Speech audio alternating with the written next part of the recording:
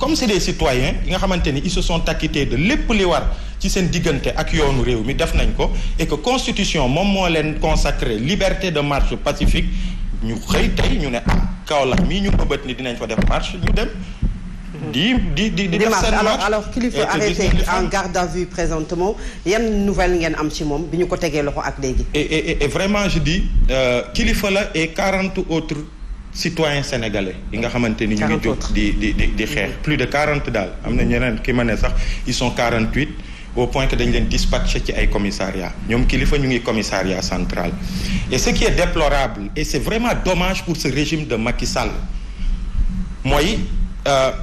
non seulement gis nañu conditions yu ñu jàppee Kilifeu c'est pas un rebelle tout le monde le connaît pour son engagement pour ce pays c'est pas un gars violent au contraire bi mu jàkkaarloog policier bi mu ngi koy naan vous êtes nos frères loolu jeexal na wax vous êtes nos frères. il n'a pas résisté. non vous êtes nos frères la ko doon wax. vous êtes nos frères vidéo baa ngi nii. voilà mais avec le ton peut-être. non vous êtes nos frères gis nga ku nekk ak Kilifeu xam nañ ko. c'est naaj bi mu ngi tàng ci marche la nekk ñu dóor ko ay lacrymogènes encore une fois ay grenades yu dul jeex la inim kii la noyyi. mais malgré ça il a la lucidité. parce que vidéo bi mi ngi jéem a résister. mais oui il a en fait c'est un citoyen qui est désemparé. qui est venu il n'a pas d'arme c'est pas un terroriste c'est rien il est avec d'autres citoyens yu porte benn cause bi nga xamante ni wax naa leen ko cause bu dëggu la ñu leen di dóor ay lacrymogènes mais yoon la bu ñu ko bëggee jàpp mu ne leen man citoyen là j'ai le droit de pouvoir manifester pacifiquement et du moment où quand même il a la présence d'esprit de continuer di leen ne ni samay frère ngeen donc ñu pamte ko déboîter épaule bi mais comme si ça ne suffisait pas fi mu nekk ci commissariat bi. je viens de raccrocher ak maître Sarr bi nga xamante ni moom suñu avocat. au niveau de Kaolack il a activé maître El Hadj Malick Diouf bi nga xamante ni il a assisté aux auditions. mais comme un criminel comme un je ne sais pas quoi. assisté wuñu ko médicalement maanaam amul. mais non seulement assisté wuñu ko médicalement mais ils ont fait pire ki nga xamante ni épaule bi mu ngi déboîté mu ngi metti ba ñu teg ci élastro nga menotté ko di ko entendre. est-ce que amoon nañu autorisation ci marché bi amoon nañu autorisation. nous sommes mais xam nga loolu ça nous ramène sur le débat man ñaata yoon lañ ma fi jàpp ci ay mais loolu régime Macky Sall 12 ans après tey ñu taxaw fii di wax ay waxu autorisation de marche ou pas pour man c'est un recul démocratique du moment où c'est des gens yi nga xamante ni ils ont fait une marche à Dakar dara amut ils étaient des milliers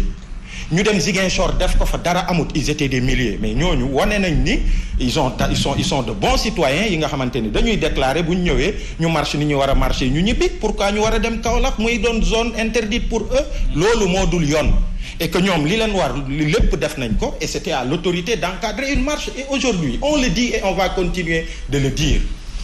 coono bi force de l'ordre yi di daj pour di réprimer marche yu mel nii ak arsenal bi ñu ciy kii mais bu ñu ko doon encadrer du ñu ci sonn. mais tey on utilise notre police. pour nous massacrer. Aliou lan mooy nekk kon taxawaay bi yaa ngi wax condition yu je le dis dama ciy taxawaat Fatou Abdoul dama ciy taxawaat Kilifeu c'est pas un bandit c'est pas un terroriste c'est pas un criminel c'est un citoyen bu sénégalais yépp ràññee ci combat am kenn mësu ko gis mu nekk dans la violence kooku boo ko jàppee ci condition yi nga ko jàppee ba nga gaañ ko nga indi ko commissariat bi nga xamante ni y a pas plus sécurisé que ça au Sénégal nga téye mbagg bi mu ngi déboîté wu nga koy menotté di ko entendre pendant des heures et des heures et quand l'avocat s'en est offusqué Kilifeu ne leen man ça va faire 30 fois que pour des manifestations pacifiques on m'a arrêté partout au Sénégal c'est la première fois que non seulement ñu gaañ ma ni mais ñu menotté ma dans ces conditions là comme pour m'humilier. dafa mel ni da ngeen bëgg ñëw ba sama biir. laajte na pour am benn médecin bu ko xool et tout ñu bañal ko wala lan lañ mën a jàpp foofu. ses avocats def nañu cette demande. son avocat il a fait cette demande mais c'est pas encore effectif on lui permet même pas de voir un médecin et pire encore xam nga ki nga xamante ni ñu ngi déboîter loxoom ba pare di ko menotter mais loolu c'est et quand le maître. quand Kilifeu leur a dit mais dindi leen menottes yi ngeen entendre ma en citoyen responsable je suis pas violent je suis un responsable ñu waxtaan li ngeen ma laaj ma tontu leen ko ñu ne ko non c'est des ordres qui viennent d'en haut. lan moo nar a nekk taxawaay bu on va faire le point ci kanam. parce que war nañoo amal waxtaan ak maître Malick Mboup bi nga xamante ni moom moo fa nekk à partir de demain matin. dinañu wax li nga xamante ni mooy la suite